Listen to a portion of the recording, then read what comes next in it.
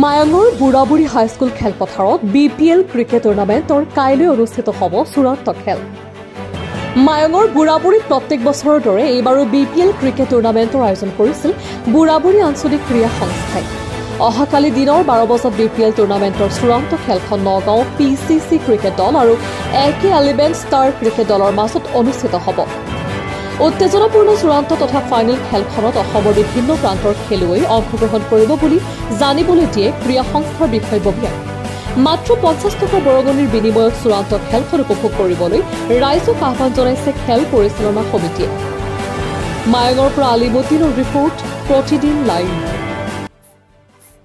সদ্য ক্ৰীড়াপ্ৰেমী ৰাইজ, বুঢ়াবুঢ়ী আঞ্চলিক ক্ৰীড়া সন্থাৰ উদ্যোগত অনুষ্ঠিত হোৱা BPL ক্ৰিকেট টুৰ্ণামেণ্ট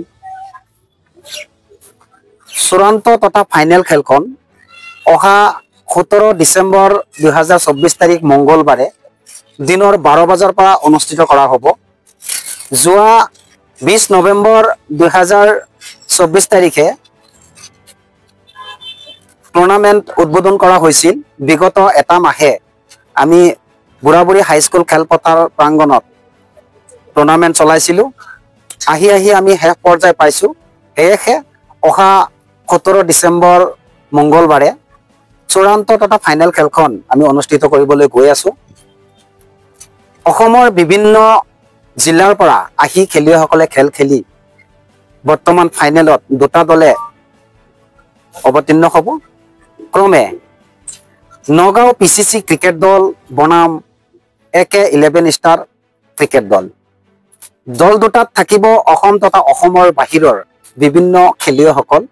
গতিকে সকলো ৰাইজক অহা 17 নৱেম্বৰ মংগলবাৰে দিনৰ 12 বজাৰ পৰা আমি টিকেট কাউণ্টাৰ মুকলি কৰিম।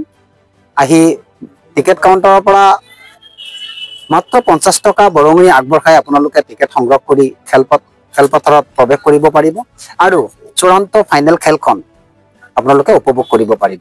সেয়েহে আমি বুঢ়াবুঢ়ী আঞ্চলিক ক্ৰীড়া সন্থাই আপোনালোকক নিমন্ত্ৰণ জনাইছোঁ। সকলোৱে আহিব, যিহেতুকে এটা বছৰৰ কাৰণে আমাৰ BPL ক্ৰিকেট টুৰ্ণামেণ্টে বিদায় ল'ব বিচাৰিছে অহা 17 তাৰিখে।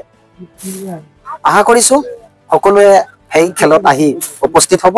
লগতে আমি আমন্ত্ৰণ জনাইছোঁ কেইবাগৰাকী সংগীত শিল্পী আৰু তেওঁলোকৰ সংগীত আপোনালোকে শুনিব পাৰিব। অসমৰ বিভিন্ন কলা কৃষ্টিৰ লগত জড়িত থকা গীতসমূহ আপোনালোকে শুনিব পাৰিব। আশা ৰাখিছোঁ সকলোৰে লগত দেখা হ'ব অহা মংগলবাৰে 17 নৱেম্বৰ তাৰিখে। ধন্যবাদ।